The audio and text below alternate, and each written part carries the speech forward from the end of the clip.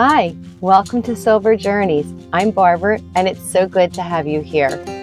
On this episode, we're leaving the Nature Coast and heading south to the Sun Coast to explore the sponge capital of the world, find the most delicious red velvet cake, and to enjoy a waterfront boutique RV resort. Leaving Crystal River, we took an easy 60-minute ride down US 19 South. Entering Tarpon Springs, you could feel the Greek influence everywhere. This town has the largest Greek American population of anywhere in the United States. And that heritage was evident in the restaurants, the architecture, and the docks.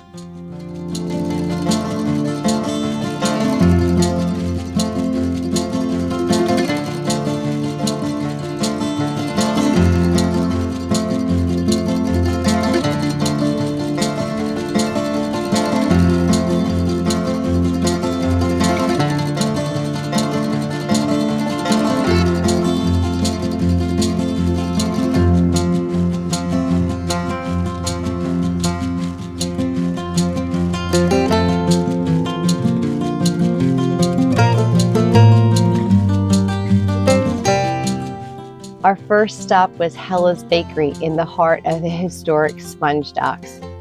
They've been baking delicious Greek pastries for over 50 years. Here's my pro tip: arrive early.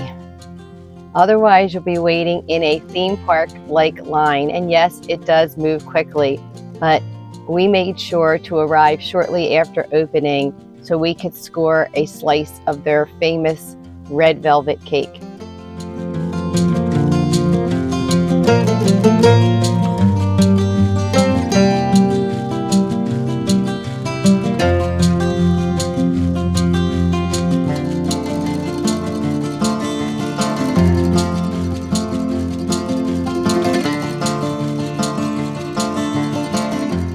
Not all sponges are the same. The natural wool sponges like these, which are incredibly soft, are the best for bathing. We visited the Spongeorama Sponge Factory, a historic museum and gift shop along the water. We watched a movie and learned how in the early 1900s, the Greek sea divers really transformed this industry. You can still see the sponge boats along the docks. You can even book a water cruise along the Anclote River. Well, I fell hook, line, and sinker for this quaint little town, and I even found the perfect ornament for our travel tree. Here it is. It's a very dainty sand dollar with a shell that says Tarpon Springs and a natural sponge on it. And I had to be really careful getting this home because it is fragile. So I wrapped it in tissue and tucked it away in one of the front compartments in our dash. And I didn't put anything else in there the rest of the trip.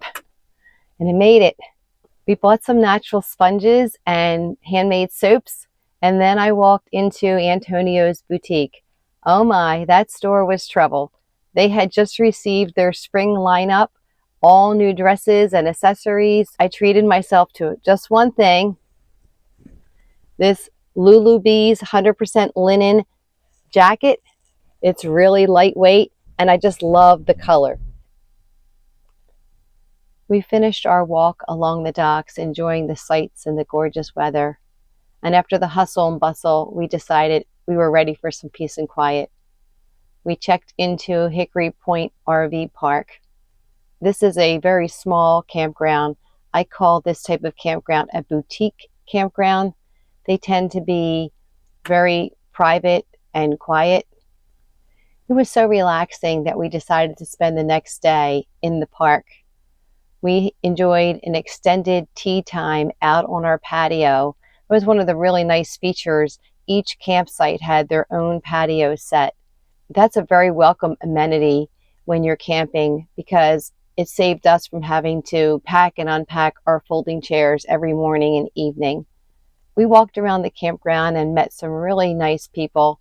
We found a horse farm just across the street, And then we realized that it was also the night of the Super Bowl, and luckily we had a cable site so we could watch the game.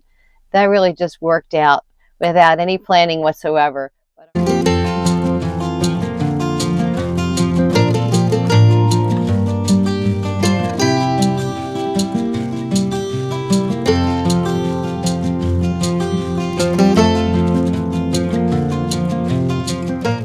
Best of all, this park was located right along the Anclote River, and they had a gorgeous waterfront beach area.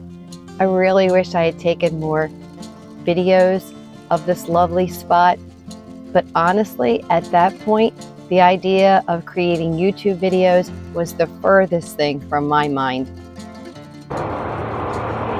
Just watching the sunset and the boats go by on the Anclote River in Tarpon Springs. It's just phenomenal. The pelicans come flying by. We have a beautiful resort that we're staying at here. Adirondack chairs, up and down. Fire pit with Adirondack chairs. Tiki hut over there. Marina, if you have a boat. And here's a station for fish cutting, fish cleaning. Another little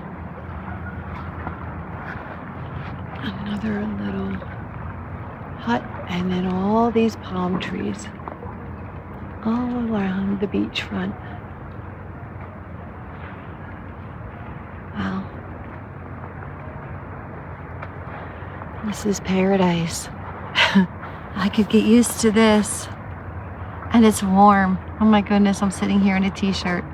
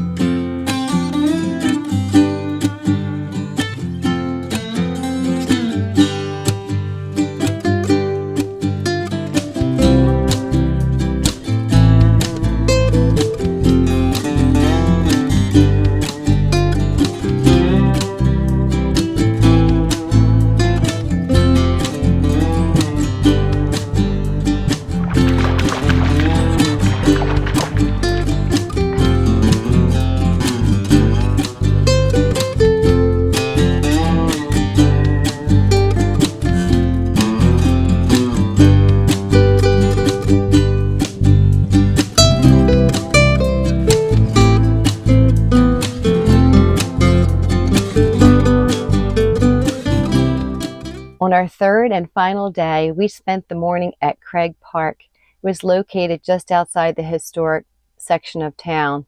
What a beautiful place. It was fed by several springs, and there were walking trails around the water with these tall live oak trees and historic 19th century homes flanking the streets. What a great way to end our time in Tarpon Springs.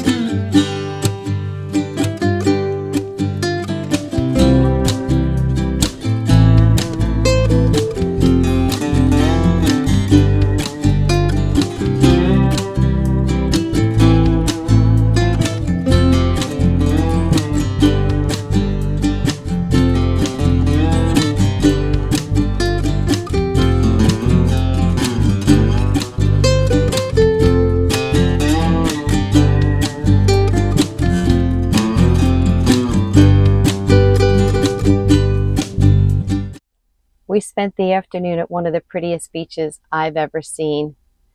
We followed a mile-long causeway down to this white sand, palm tree-lined paradise known as Fred Howard Park. It was stunning. It was the perfect day. The breeze was cool, the water was very calm, and the sand was so soft.